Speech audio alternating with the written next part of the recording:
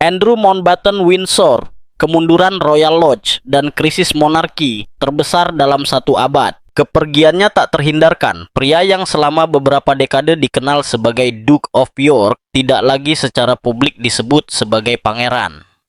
Hari ini, secara resmi, ia adalah Andrew Mountbatten Windsor, dan kepergiannya dari Royal Lodge, kediaman bersejarah yang terletak di Windsor Great Park, menandai titik balik yang oleh banyak analis dianggap sebagai gempa bumi institusional terbesar sejak Perang Dunia Pertama. Apa yang terjadi di balik dinding salah satu properti paling simbolis mahkota Inggris bukanlah sekadar perpindahan. Ini adalah pementasan sebuah keretakan. Seorang raja yang secara definitif menjauhkan diri dari saudaranya. Sebuah monarki yang berupaya mempertahankan legitimasinya. Dan sebuah kediaman yang syarat sejarah berubah menjadi simbol kemunduran dan krisis. Mimpi Royal Lodge. Royal Lodge bukanlah sembarang rumah. Rumah besar bergaya Georgia ini yang terdaftar sebagai properti kelas 2, telah menjadi benteng ingatan kerajaan selama lebih dari 2 abad. Di sanalah Ratu Elizabeth kedua muda dibesarkan. Putri Margaret pernah berlarian di lorong-lorong yang sama saat masih kecil, dan tempat itu juga merupakan kediaman Ibu Suri hingga kematiannya pada tahun 2002. Ketika Pangeran Andrew pindah ke sana pada tahun 2003, ia tampaknya telah mendapatkan kesepakatan istimewa sewa selama 75 tahun hingga Juni 2078 dengan pembayaran awal hampir 1 juta pound sterling dan sewa tahunan simbolis yang dikenal sebagai sewa Amerika. Secara praktis, itu berarti tinggal di properti yang bernilai jutaan pound sterling sambil membayar hampir tidak ada apapun. Kediaman itu memiliki 30 kamar, 7 kamar tidur, taman tersunken yang tertata rapi, kolam renang, kapel pribadi, kandang burung, beberapa bangunan tambahan, dan akomodasi untuk personel keamanan. Lebih dari sekadar kemewahan, itu mewakili sebuah warisan. Pada tahun 2008, mantan istrinya, Sarah Ferguson, juga pindah ke sana. Hidup bersama pasangan yang bercerai di bawah atap kerajaan yang sama memicu rasa ingin tahu dan komentar. Tetapi selama bertahun-tahun pengaturan itu berhasil, Andrew mempertahankan arah, status, dan stabilitas yang tampak. Skandal yang mengubah segalanya. Namun konteksnya tidak lagi sama. Di tengah krisis biaya hidup di Inggris Raya, dengan keluarga-keluarga yang berjuang untuk memilih antara membayar biaya pemanas atau makanan, citra seorang anggota keluarga kerajaan yang terlepas dari tugas resmi, tinggal hampir tanpa membayar sewa di sebuah rumah besar bersejarah menjadi tidak dapat dipertahankan. Kontroversi seputar hubungannya dengan Jeffrey Epstein tidak pernah sepenuhnya hilang. Tekanan publik meningkat dengan publikasi dan kesaksian baru yang kembali memicu perdebatan moral dan politik. Meskipun Andrew telah mencapai penyelesaian perdata dengan Virginia Giuffre beberapa tahun sebelumnya, biaya reputasi bagi kerajaan terus meningkat. Sumber-sumber yang dekat dengan istana menyatakan bahwa Charles III telah mencoba selama berbulan-bulan untuk membujuk saudaranya untuk pindah ke tempat tinggal yang lebih sederhana, seperti Frogmore Cottage. Penolakan itu tegas, kontrak itu sah secara hukum. Andrew yakin bahwa hukum melindunginya. 30 Oktober 2025, titik balik. 30 Oktober 2025 menandai titik balik. Sebuah pernyataan dari Istana Buckingham mengumumkan dimulainya proses formal untuk mencabut gelar, sebutan, dan kehormatan. Andrew tidak akan lagi menggunakan sebutan yang mulia dan akan dikenal sebagai Andrew Mountbatten Windsor saja. Langkah ini mengingatkan pada presiden yang jauh. Pada tahun 1917, Pangeran Charles Edward kehilangan gelarnya karena berpihak pada Jerman selama Perang Dunia Pertama. Lebih dari seabad kemudian, anggota keluarga kerajaan lainnya dicabut gelarnya karena alasan reputasi dan kelangsungan institusional. Namun pukulan itu tidak berhenti di situ. Pengakhiran sewa Royal Lodge juga diumumkan secara resmi. Perjanjian tersebut yang seharusnya berlaku hingga tahun 2078 dibatalkan. Sewa simbolis hilang. Perlindungan kontraktual runtuh. Pesan politiknya jelas. Kerajaan memprioritaskan kredibilitas dan empati terhadap para korban daripada ikatan keluarga. hitung mundur, dan efek domino. Andrew diberi waktu 12 bulan untuk mengosongkan properti tersebut dengan batas waktu Oktober 2026. Namun, ternyata raja lebih memilih kepergian yang jauh lebih cepat. Dampaknya bukan hanya pribadi. Sarah Ferguson juga kehilangan hak untuk menggunakan gelar resmi Duchess of York, sebuah pukulan simbolis yang membuatnya sangat terpukul secara emosional. Menurut orang-orang terdekatnya, putri-putrinya, Putri Beatrice dan Putri Eugenie, menjadi sumber dukungan utamanya. Sementara itu, Crown Estate mulai melakukan penilaian terhadap properti tersebut untuk menentukan kondisi perbaikannya dan menghitung potensi kompensasi untuk renovasi yang dilakukan selama 2 dekade. Andrew dilaporkan telah menginvestasikan jutaan dolar untuk pemeliharaan dan perbaikan. Penemuan tak terduga, rumah yang penuh sesak. Ketika truk-truk pengangkut mulai berdatangan pada akhir tahun 2025, muncul laporan-laporan yang meresahkan. Para pekerja dan sumber internal menggambarkan penumpukan besar-besaran dokumen, foto, dan barang-barang pribadi yang telah disimpan selama bertahun-tahun. Kata yang paling sering diulang adalah penumpukan. Seluruh ruangan penuh hingga langit-langit, berkas-berkas yang tidak terkatalog, tumpukan kenangan. Apa yang seharusnya menjadi perpindahan rutin berubah menjadi semacam penggalian sejarah. Di luar dampak logistik, penemuan ini memicu narasi simbolis. Royal Lodge sebagai metafora untuk era yang menolak untuk berakhir, syarat dengan masa lalu dan kontroversi. Sandringham, awal baru yang bijaksana. Tujuan yang dipilih adalah kediaman yang lebih sederhana di dalam Sandringham Estate di Norfolk. Jauh dari kemewahan Windsor dan bobot sejarah Royal Lodge, rumah baru ini mewakili penurunan nyata dalam hierarki dan visibilitas. Bagi monarki, langkah ini memiliki tujuan strategis untuk mengurangi pengawasan media, membatasi kerusakan, dan mengirimkan pesan konsistensi etis di tengah pengawasan publik yang terus-menerus. Kekacauan di Royal Lodge lebih dari sekadar kekacauan, sebuah gejala. Seorang teman dekat mengatakan kepada pers bahwa kekacauan di Royal Lodge mengubah apa yang seharusnya menjadi perpindahan sederhana menjadi penggalian ruangan demi ruangan yang bisa berlangsung selama berbulan-bulan. Sumber lain bahkan lebih mengungkapkan, bahkan jika Andrew ingin pergi besok, dia tidak bisa karena banyaknya barang-barang yang membutuhkan penyortiran yang cermat. Dokumen, foto, kenang-kenangan resmi, arsip pribadi.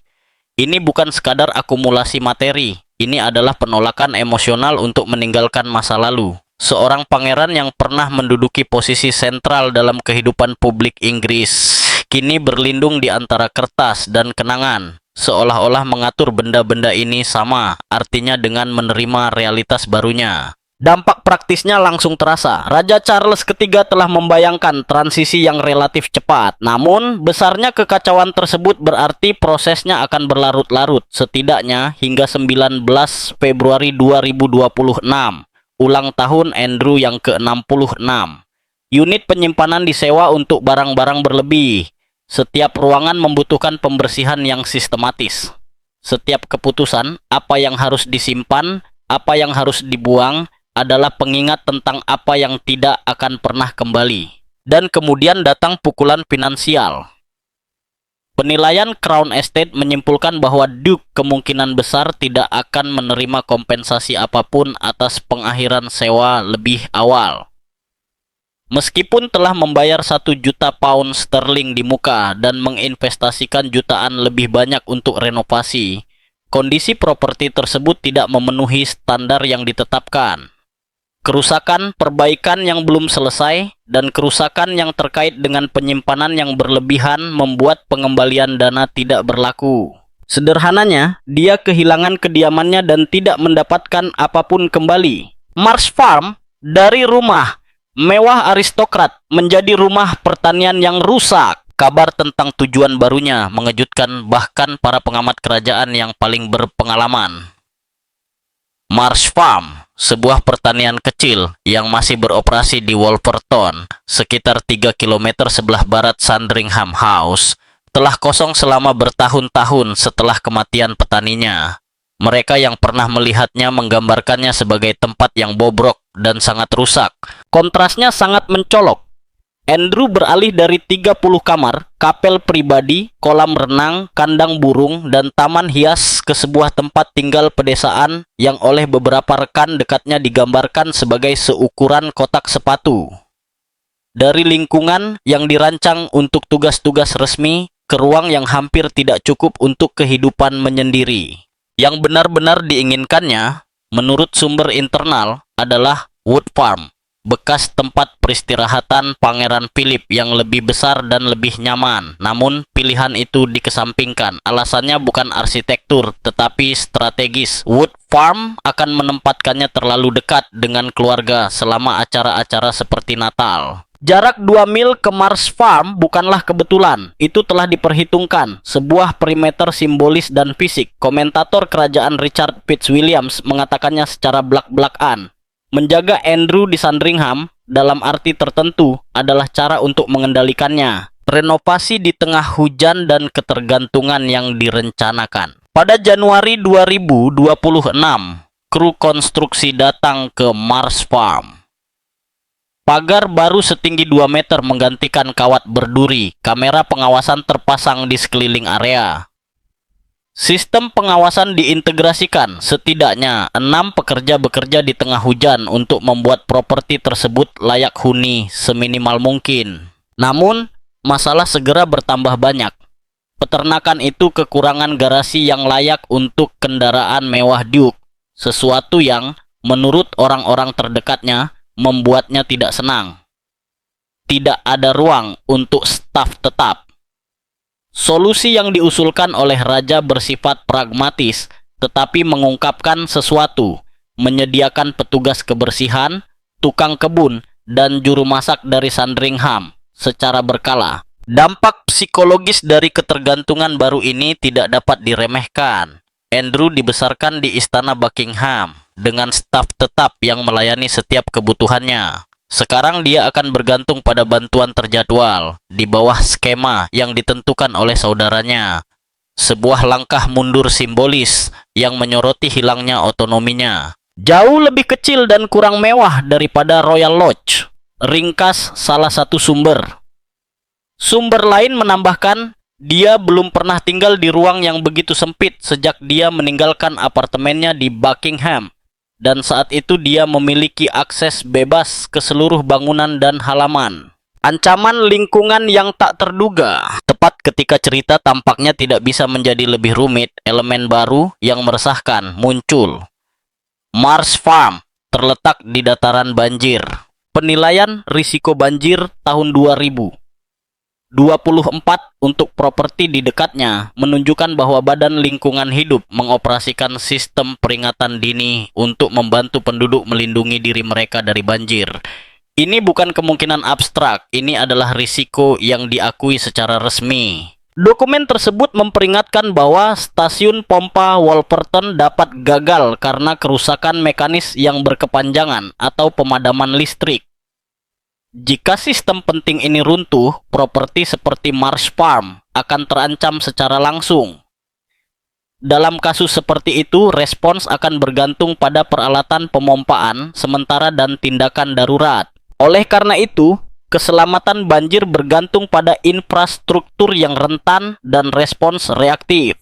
Dan kemudian terjadilah kebetulan yang membunyikan alarm. Badai Chandra menghantam Inggris dengan hujan deras dan angin kencang tepat ketika informasi ini dirilis.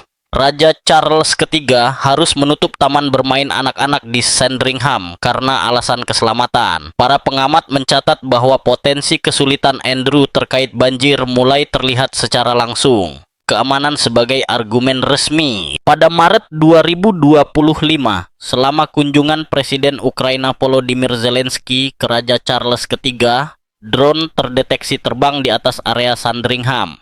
Peringatan ini memicu langkah-langkah keamanan luar biasa. Pihak berwenang memutuskan untuk memperluas zona larangan terbang hingga mencakup Mars Farm yang terletak 2 mil dari Sandringham House. Undang-undang baru tersebut ditandatangani pada 16 September 2025 dan mulai berlaku pada 22 September. Ini signifikan. Hal itu terjadi beberapa minggu sebelum pencabutan resmi gelar dan tugas Duke of York diumumkan kepada publik. Ini berarti bahwa perencanaan untuk pemindahan tersebut telah berlangsung jauh sebelum pengumuman resmi apapun. Dokumen pemerintah menyatakan bahwa Menteri Negara menganggapnya perlu demi kepentingan publik untuk memodifikasi area terlarang, membatasi penerbangan di sekitarnya karena alasan keamanan.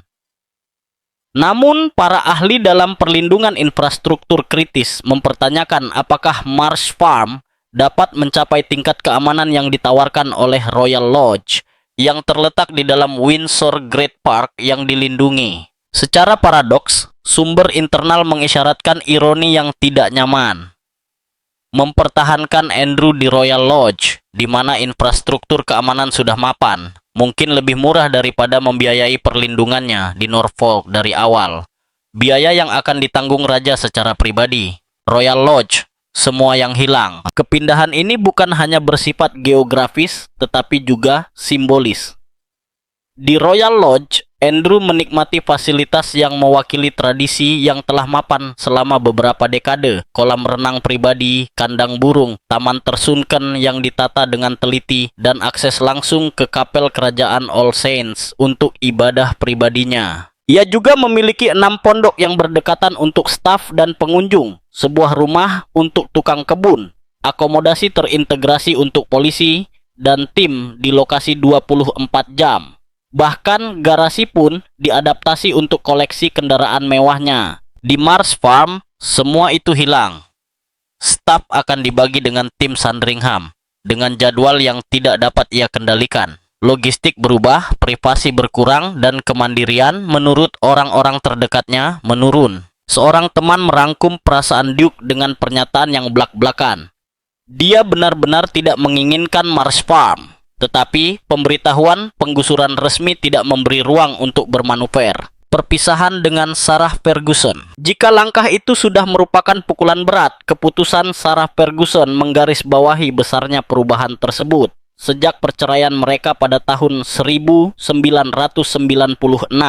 keduanya telah mempertahankan hubungan yang unik, persahabatan yang erat, tinggal bersama di Royal Lodge sejak 2008, dan dukungan publiknya yang konstan, bahkan selama skandal Jeffrey Epstein. Namun, pada Januari 2026, diketahui bahwa Sarah tidak akan menemani Andrew ke Marsh Farm. Setelah kehilangan gelar resminya sebagai Duchess of York dan menghadapi proses redefinisi pribadinya sendiri, ia memutuskan untuk tetap tinggal di Windsor dan bersandar pada putri-putrinya, Putri Beatrice dan Putri Eugenie. Perpisahan ini menandai berakhirnya hampir 30 tahun aliansi yang tidak biasa. Sarah telah menjadi orang kepercayaannya, pembelanya, dan jembatannya ke opini publik. Tanpa kehadirannya, isolasi Andrew mengambil dimensi emosional yang jauh lebih dalam. Pertanyaan yang tak terhindarkan muncul adalah, apakah Sarah menyadari bahwa Marsh Farm melambangkan titik tanpa kembali? Strategi isolasi. Para komentator kerajaan sepakat bahwa pilihan Marsh Farm bukanlah kebetulan. Andrew dilaporkan meminta Wood Farm, properti yang lebih dekat dengan keluarga. Permintaan tersebut ditolak karena dianggap terlalu dekat dengan anggota keluarga kerajaan lainnya. Pesan yang disampaikan jelas, ia dapat tinggal di perkebunan tersebut, tetapi dengan jarak yang cukup untuk menghindari pertemuan yang tidak disengaja. Dengan demikian, jarak 2 mil menjadi batas simbolis. Isolasi ini bukan hanya fisik. Di Windsor, Andrew telah membina hubungan selama lebih dari 20 tahun. Di Norfolk, ia harus memulai dari awal pada usia 65 atau 66 tahun. Lebih jauh lagi, kepindahan ini menjauhkannya dari London, tempat putri-putrinya yang telah menjadi pendukung utamanya, tinggal atau bekerja. Beberapa teman berpendapat bahwa menyadari strategi ini, ia mungkin memilih untuk meninggalkan Inggris Raya.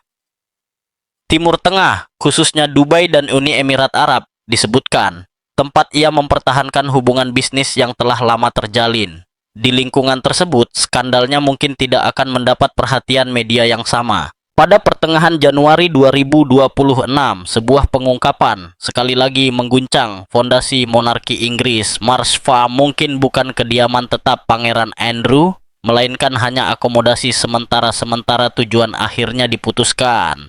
Setelah berbulan-bulan spekulasi renovasi yang mahal dan langkah yang telah ditafsirkan sebagai penurunan status simbolis, kemungkinan bahwa bahkan tempat perlindungan ini mungkin tidak permanen membuka babak baru dalam krisis Duke of York. Tokoh utama dalam kisah ini adalah Pangeran Andrew yang kontroversial, adik dari raja saat ini, Raja Charles III.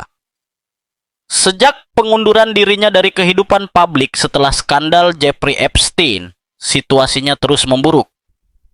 Apa yang dimulai sebagai penarikan strategis telah berubah menjadi marginalisasi bertahap. Kehilangan gelar militer, hilangnya gelar yang mulia dalam fungsi resmi, dan sekarang ketidakpastian tempat tinggal yang melambangkan realitas barunya. Tempat tinggal yang mungkin tidak permanen. Laporan yang beredar di kalangan dekat rumah tangga kerajaan mengindikasikan bahwa Andrew mungkin akan diberi akomodasi sementara di dalam Sandringham Estate, sementara pekerjaan berlanjut di Marsh Farm, atau bahkan di properti lain yang belum dikonfirmasi. Detail pentingnya adalah, bahkan belum jelas seperti apa tempat tinggal sementara itu, atau berapa lama ia akan menempatinya. Kabar ini mengejutkan mereka yang mengira bahwa setelah meninggalkan kediamannya yang sebelumnya memiliki 30 kamar, Duke telah mencapai titik terendah. Namun menyebut Marsh Farm sebagai sementara justru menimbulkan ketidakstabilan yang lebih besar. Ini menyeratkan bahwa ia mungkin akan menghadapi perpindahan lebih lanjut, adaptasi lebih lanjut, dan perasaan terus-menerus berada dalam perjalanan. Renovasi senilai jutaan pound sterling dan kontradiksi. Salah satu elemen yang paling membingungkan pengamat adalah skala renovasi yang dilakukan di Marsh Farm. Ada pembicaraan tentang investasi dalam pagar keamanan, sistem CCTV, dan perbaikan struktural yang signifikan. Apakah masuk akal untuk mengalokasikan sumber daya yang cukup besar untuk tempat tinggal yang hanya akan ditempati sementara? Beberapa interpretasi dimungkinkan. Keputusan yang belum final. Charles III mungkin belum membuat keputusan definitif mengenai masa depan saudaranya. Langkah mitigasi reputasi. Memberi label kediaman sebagai sementara akan mengurangi dampak negatifnya. Menghindari penggambaran perpindahan tersebut sebagai pengasingan permanen. Fleksibilitas strategis membuka kemungkinan perubahan di masa depan jika kesehatan Andrew memburuk, ancaman keamanan meningkat, atau faktor eksternal seperti risiko banjir membuat properti tersebut tidak layak huni. Bagaimanapun, kata sementara memiliki bobot lebih besar daripada modifikasi arsitektur apapun. Ini adalah kategori politik, bukan kategori properti.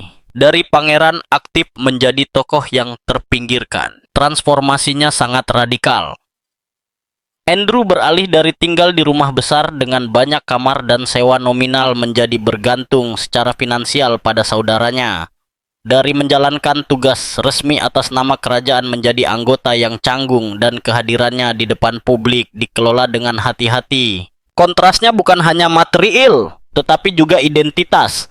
Ia bukan lagi pangeran dengan agenda diplomatik dan seragam militer, tetapi hanya Andrew Mountbatten Windsor, seorang pria yang tempat tinggal dan statusnya bergantung pada keputusan orang lain.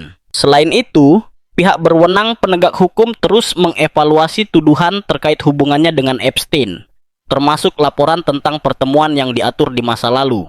Meskipun Andrew telah berulang kali membantah melakukan kesalahan apapun, bayang-bayang skandal tersebut terus membayangi setiap langkahnya. Strategi Charles III, penyelesaian atau penundaan. Peran raja sangat penting.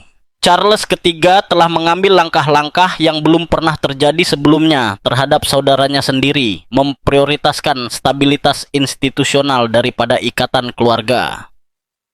Monarki Inggris yang sudah berada di bawah ketegangan internal dan pengawasan publik tidak mampu menanggung kerusakan reputasi lebih lanjut. Namun, strategi tersebut tampaknya bertahap, hampir seperti pembedahan. Alih-alih pemutusan hubungan yang pasti, serangkaian penyesuaian sedang diamati, penarikan tugas, pengurangan hak istimewa, relokasi. Pertanyaan yang tak terhindarkan adalah apakah taktik ini meredakan masalah atau hanya menundanya. Seorang pangeran yang kehilangan kredibilitas dan terisolasi dengan sedikit pilihan dapat memilih diam atau konfrontasi. Akankah ia menerima peran marginalnya di Marsh Farm? Akankah ia berusaha menebus dirinya melalui tindakan hukum atau pernyataan publik? Apakah ada kemungkinan mengungkapkan memoar yang akan membuat keluarga kerajaan tidak nyaman? Simbol Marsh Farm. Di luar risiko banjir atau keterbatasan struktural properti, Marsh Farm telah menjadi simbol. Ia mewakili ketidakpastian status yang dulunya tampak tak tergoyahkan. Dalam sejarah kerajaan baru-baru ini, jarang sekali seorang anggota yang begitu dekat dengan takhta mengalami kejatuhan yang begitu nyata. Pesan tersiratnya sangat jelas. Dalam monarki kontemporer, kelangsungan institusional lebih diutamakan daripada individu manapun, bahkan jika individu tersebut adalah saudara laki-laki raja. Masa depan yang terbuka. Hasilnya masih belum pasti. Jika Andrew menerima kebijakan kerahasiaan, ia bisa perlahan-lahan menghilang dari sorotan media. Jika ia memutuskan untuk menentang narasi resmi, dampaknya bisa jadi tidak terduga. Ada juga kemungkinan bahwa ia akan meninggalkan Inggris Raya, mengurangi kemampuan rumah tangga kerajaan untuk mengendalikan pergerakannya. Dalam skenario apapun, episode Marsh Farm menandai titik balik. Ini bukan sekadar perubahan alamat, ini adalah puncak dari proses pengurangan simbolis dan politik.